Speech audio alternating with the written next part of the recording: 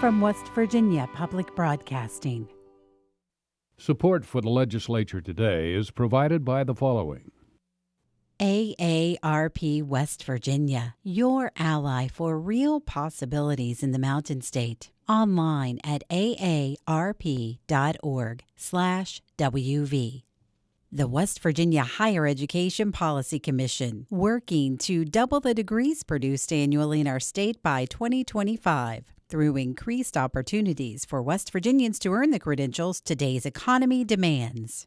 The High Technology Foundation, building a stronger West Virginia. Online at wvhtf.org. At the Legislature today, additional funding for the state's road system is now in doubt after the actions of a House committee this morning, and delegates question whether West Virginia's Constitution really needs a provision protecting farmers. Lawmakers are set to vote on a number of bills in the final days of this legislative session, including one to drug test welfare recipients. Those stories and more coming up on the Legislature today.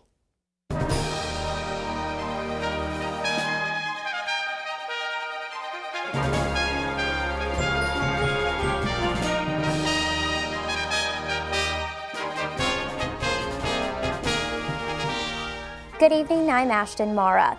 A bill to increase taxes and fees to fund highway maintenance and construction projects could be stuck after a decision from the House Finance Chair today. Liz McCormick joins us with more. Ashton, House Finance Chair Eric Nelson pulled Senate Bill 555 from the committee's agenda this morning. As approved in the Senate, the bill adds a trigger to increase the state's gasoline tax by 3 cents when the wholesale price of a gallon drops below $2. But the bill also generates dollars for the state road fund by increasing Division of Motor Vehicle fees and the tax on purchasing a vehicle. The bill would raise nearly $350 million in highway funding. Nelson explained the decision to the committee this morning. A couple of changes to our agenda. 555 will come off, and there was a lot of various discussion. I'll just have to say the support isn't there to move forward right now. The road funding bill was the last revenue increasing measure being considered by lawmakers this session. The House Finance Committee has already killed a bill to increase the state's tobacco tax. It is possible Senate Bill 555 could resurface on the committee's agenda, but to be passed in the full House by Saturday, the committee would have to approve the bill tomorrow. That is unless lawmakers agree to suspend the rules of the chamber and move the bill more quickly through the voting process on the floor. For the Legislature Today, I'm Liz McCormick. Lawmakers have until Saturday to consider and vote on any bills that might still be outstanding this session, all except for one, the budget bill. After the end of the regular session Saturday night at midnight, Governor Tomlin will extend the session for 3 days to allow members of both the House and Senate to negotiate a final budget for the 2017 fiscal year. Tomlin has said, though, if lawmakers aren't near a final version of the budget after those 3 days, he would consider sending the legislature home and bringing them back for a special budget session later in the year. Going into this legislative session, lawmakers needed to backfill a more than $380 million gap in the 2016 fiscal year. That ends in June. For 2017, the governor's budget office estimated that gap would be as large as $466 million. The gap is largely due to decreasing severance tax collections. The full legislature has yet to approve any revenue increasing measures, which likely means larger cuts to state agencies. And Governor Tomlin has criticized members of the legislature for focusing more on social issues than fiscal ones, and the House is on track to put another of those bills up to a vote. Delegates will vote tomorrow on a bill that would require some applicants of the Temporary Assistance for Needy Families program to go through a drug screening process. Liz McCormick has this story. 86. Senate Bill 6 requires the West Virginia Department of Health and Human Resources to apply for permission from the federal government to begin a drug screening and testing program. In that program, applicants of Temporary Assistance for Needy Families or TANF benefits could be tested if there's reasonable suspicion those applicants are using drugs if they've been convicted of a drug crime in the past 3 years. The bill creates a 3-strike system within the program. After one failed drug test, the TANF recipient does not lose any benefits. benefits, but must enter a rehabilitative or workforce training program. After the second failed test, the recipient loses benefits for 1 year or until completion of the workforce or rehabilitative program. After a third failed test, he or she loses benefits for life. In any step in the process, the benefits given to children in the home will not be taken away. The DHHR is required to find another adult to distribute the benefits to, just like they do in other programs. Senate Bill 6 is on second reading now in the full House, but after a long floor session this morning, House leadership pushed the debate over the bill to Tuesday night. Majority Leader Darrell Coles. It's first out of the gate when we come back, Senate Bill 6, and it has a number of amendments pending, and I expect a good deal of debate and discussion on the bill when we get back this evening. During that evening session, delegates will consider 4 amendments proposed by the minority party. One of those amendments would require state lawmakers to be drug tested. If a legislator fails that test, he or she would be required to enter a drug treatment program. Another amendment would remove marijuana from the list of drugs that could cause an applicant to lose his or her benefits. The third would expand the drug testing program beyond just those who are applying for TANF benefits to any person who is applying for funding from the state, including the officers of private companies. And the final possible amendment would require the DHHR obtain a warrant for the drug test from a judge. All of the amendments are proposed by Democrats. Coles says it's unlikely any of those amendments will be adopted and that the bill is strong as it is. Those opposed to the bill have voiced concerns about discriminating against low-income West Virginians, but Coles says that's not the case. I think it's signaling out those that the state has a duty to make sure the money is spent wisely. So whatever programs that those are in, it's our duty to make sure the money goes to where we need it to go, to help those who we need it to help. And it's not diverted for drug use or other reasons. So it's not necessarily targeted to any economic group. It's just trying to use state government funds wisely. Other motions in terms a recent poll of likely West Virginia voters found 77% supported drug testing welfare recipients. For the Legislature Today, I'm Liz McCormick in the House. Members of the House will take up the drug testing bill and possible amendments during an evening floor session tonight. You can watch that live at 7 p.m. on the West Virginia channel or on our website, wvpublic.org. Earlier today, a House committee considered a resolution that would allow voters to decide if the state constitution should protect the right to farm and ranch in West Virginia. The senator proposing the constitutional amendment defended the change in front of delegates this morning, who questioned the need for such a broad defense for agriculture. Reading of the bill. Senate Joint Resolution 14 was approved by senators in early March. The resolution would add the right to engage in natural, traditional, or modern farming techniques to the state's Bill of Rights. But the amendment would have to be approved by voters before taking effect.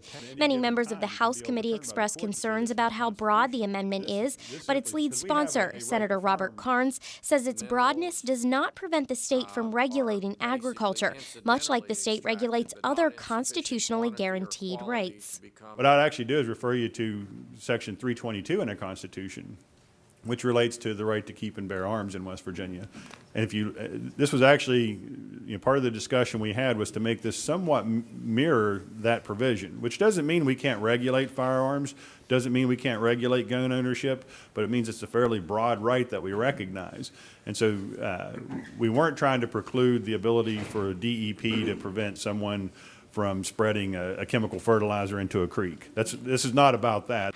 Still, the committee's minority chair, Delegate Tim Manchin, says the amendment strengthens rights not offered to other West Virginia property owners. He questioned Karnes. That would give such a person a very strong interest in being able to farm, but not an absolute interest.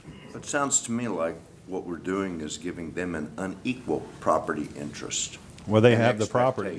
Is that fair? They have the property, so I believe that they do have an unequal property interest. They're the ones who paid for it. But if I own property next door, shouldn't my property and my right of use of that property be just as equal as anybody else's, as long as I'm using it legally and I agree. For a purpose that allows me to pursue happiness under the Constitution? I agree. And if the question were he wants to put his farming operation on your property, then your rights clearly outweigh his rights. If you own this piece of property and he owns this piece of property, there's always a balancing act between the two property owners. Sometimes it's handled because you're good neighbors, and sometimes it's handled because the courts have to get involved. This is simply saying, and by putting it on the ballot, we're asking the people of West Virginia, because this is a public interest question, really. Do we want to give agricultural interests in West Virginia a little bit more teeth on the backside to say that we are a rural state, we want to support our farmers, we want to maintain the quality of life that we have here in West Virginia, and this helps to reinforce that a little bit, I believe.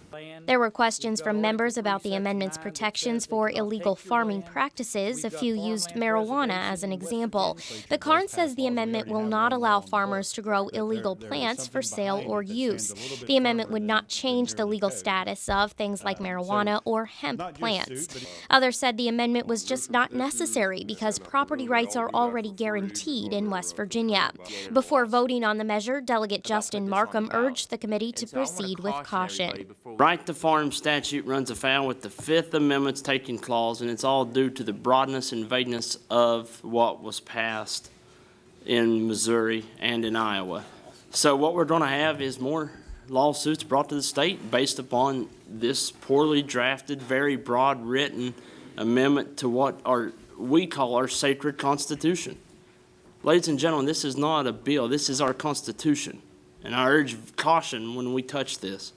Members of the House Judiciary Committee approved the resolution without amendments. It now heads to the full chamber for further consideration, but will have to be approved in the House by a 2/3 vote. An update now to a lawsuit pending in the case against Supreme Court Justice Brent Benjamin, who's attempting to obtain state dollars to fund his re-election campaign. On Friday, a Kanawha County Circuit judge ruled Benjamin should not be eligible for the state's public campaign financing program, blaming the State Election Commission for allowing qualifying donations that did not comply with state code. The suit was brought by Beth Walker, who is challenging Benjamin for his seat on the court. Today, Benjamin's campaign filed for a stay in the case, asking Kanawha County Circuit Judge Todd Kaufman to essentially prevent his decision from taking effect until after it could be appealed. In the filing, Benjamin's attorney said there is little precedent for the court to follow in the case because the campaign financing laws are new statutes and have never been challenged. Benjamin plans to appeal the circuit court decision to the West Virginia Supreme Court, but as of this afternoon, an appeal had not yet been filed. We return to the Eastern Panhandle tonight, where we meet 4 members of the House of Delegates in this edition of Meet Your Lawmaker.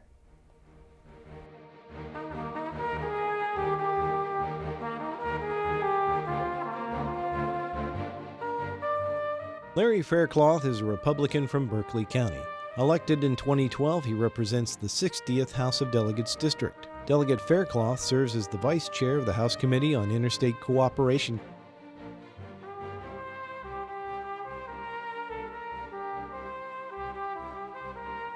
Walter Duke represents the state's 61st House of Delegates district. A Republican, he's from Berkeley County.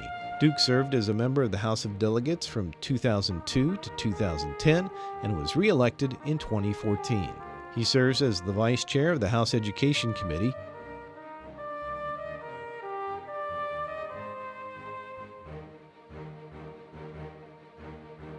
John Overington is a Republican from Berkeley County. He represents the state's 62nd House of Delegates district. Delegate Overington was elected to the House of Delegates in 1984 and is the longest-serving member of the chamber. He serves as the chairman of the House Committee on Industry and Labor.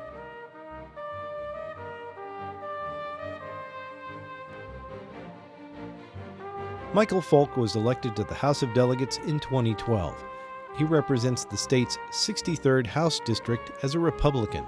Folk is from Berkeley County. He serves as the vice chair of the House Committee on Pensions and Retirement. If you've followed West Virginia politics over the years, 2 names are probably familiar to you: Republican Tom Potter and Democrat Chuck Chambers. Both served in the West Virginia House of Delegates, and both faced many of the same challenges confronting the legislature today. In this story, produced by Russ Barber, Suzanne Higgins brings us the tale of 2 lawmakers. After graduating from WVU Law School, Tom Potter served in the U.S. Air Force from 1957 to 1960 as a legal and claims officer, influenced by a visit to Charleston in his youth. The reason I became a lawyer was because as a high school student in Montgomery High School up the river, I had come down here one day and visited the legislature. Thereafter visited a courtroom and attended a trial. All of that led me to determine that I wanted to be a lawyer. Potter moved to Charleston and began practicing law in 1960. 4 years later, the young Republican ran unsuccessfully for a seat in the House of Delegates. I came to town without knowing very many people, and I sensed that if I was to be a successful lawyer, which was my ultimate goal, I would need to know more people and to have a bigger presence in the community. Like Potter, Chuck Chambers, now Chief Judge of the United States District Court's Southern District of West Virginia, also earned his law degree at WVU. That was in 1978, the same year the Huntington Democrat made his first bid for public office. His reason for running, like Potter, to expand his client base. I was a young lawyer, just started practicing law here in Huntington with my dad, and one afternoon I walked into my office and a fellow lawyer was sitting there talking to my dad and was convincing my father that I should run for the House of Delegates as a way to get my name out and get known as a lawyer. So that's what got me started. Tom Potter ran again for the House in 1966 and won, entering the chamber as a member in 1967 when the number of Republicans grew from 9 to 36. As a result, the dynamics of the House changed with that many Republicans, and many of us were young lawyers and people with some business experience that had a different view of West Virginia and of what we needed to do to solve its problems than they were used to. Then, as now, we trailed the nation in nearly every category that was important to be high in, and we were low in those where we should have been high, and we were high in those we should have been low. So we had more or less the same agenda as today, not quite as extreme perhaps in some areas, but a pro-business, pro-development attitude. Potter served 8 years in the legislature and chaired the West Virginia Republican Party from 1968 to 1976. While the number of Republicans in the House fluctuated over the years, the party was never able to take a majority of the chamber during Potter's career. Still, he says he and his fellow delegates at the time, no matter their political affiliation, were committed to the state and its people. I had as many friends on the Democratic side as I did the Republican side, and it was a good place to be. And we felt that we could accomplish something good. Chuck Chambers served as Speaker of the House for 10 years, beginning in 1987, 8 years after he was elected to the body. He says much like today, it was a time of significant economic downturn for the state. We watched an exodus of jobs in our state. We had fiscal crisis after fiscal crisis. It was a really tough time, and we started to balance our books, started focusing on making sure that we had the money to cover our obligations and to fund our programs honestly and completely, and to start investing in what we needed to invest in to help the state grow. Chambers left the West Virginia House of Delegates in 1996 after serving 18 years and was appointed to the court in 1997. He says whether people see him as a career politician or a career public servant, he believes they're one and the same. Very few people come into this not committed at some level to public service. That's why people do it.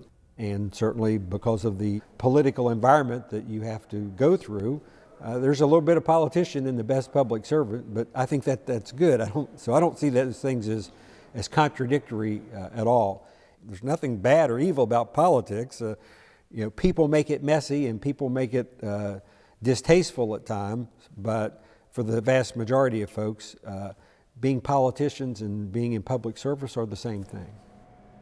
Chambers' advice for budding West Virginia politicians: begin in the legislature, where he says every day is a learning experience.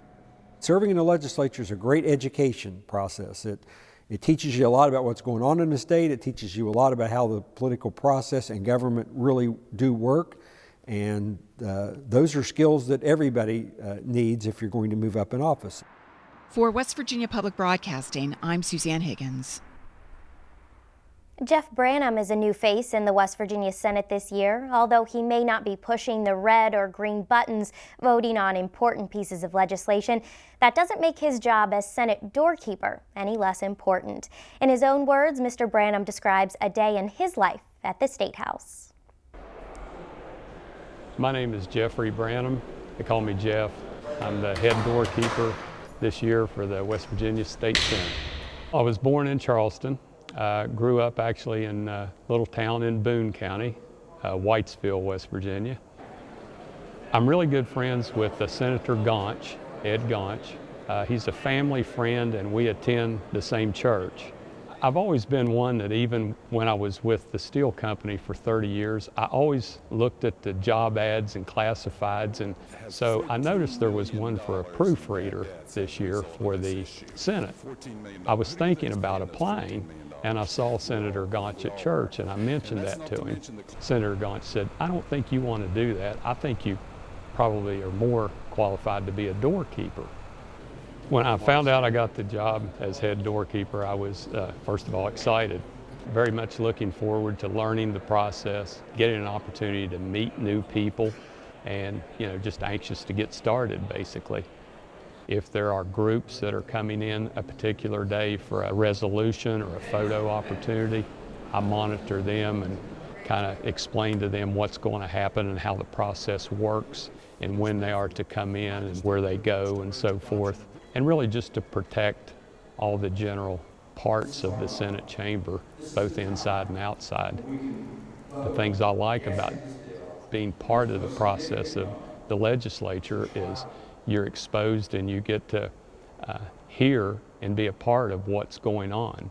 New laws, new discussions, new methods and philosophies that we will use to go forward. And even though I might not be a lawmaker per se, I feel to be a bigger part of that just by being here. 3 members of the Senate appointed by the President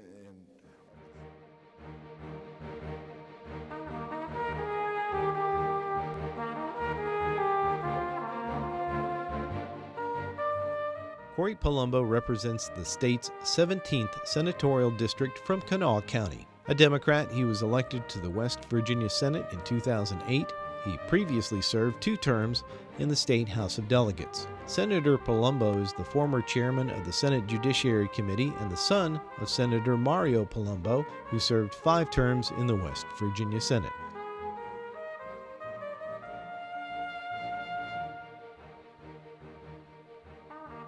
Eric Householder is a Republican from Berkeley County.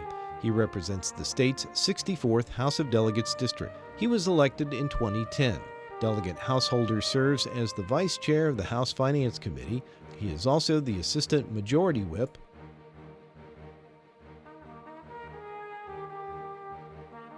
Jill Upson was elected to the House of Delegates in 2014.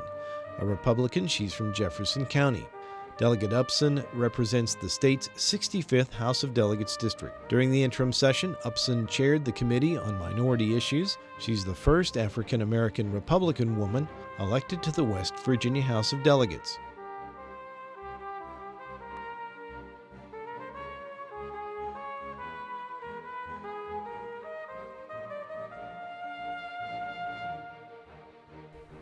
Lawmakers are in the final week of this legislative session with just 4 days left to approve proposed bills. You can watch the House and Senate floor sessions every day on the West Virginia channel at 11 a.m. or stream them on our website at wvpublic.org. That includes the final day of meetings for the 82nd West Virginia Legislature. That coverage also begins at 11 a.m. Saturday and will follow lawmakers through the final gavel at midnight. This has been the Legislature Today. I'm Ashton Mara. Thanks for joining us.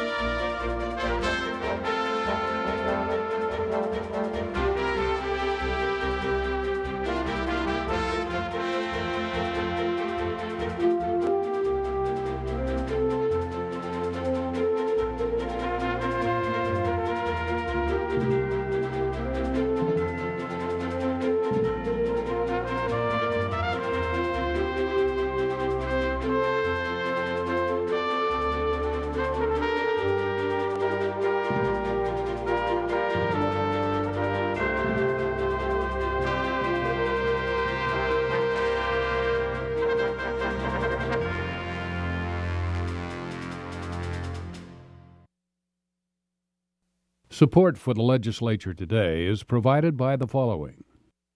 AARP West Virginia, your ally for real possibilities in the Mountain State. Online at aarp.org/WV.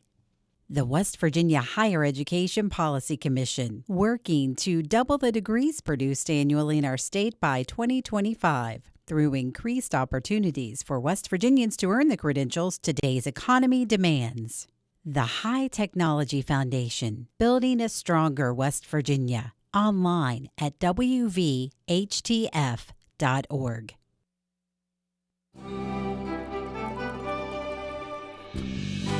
From West Virginia Public Broadcasting.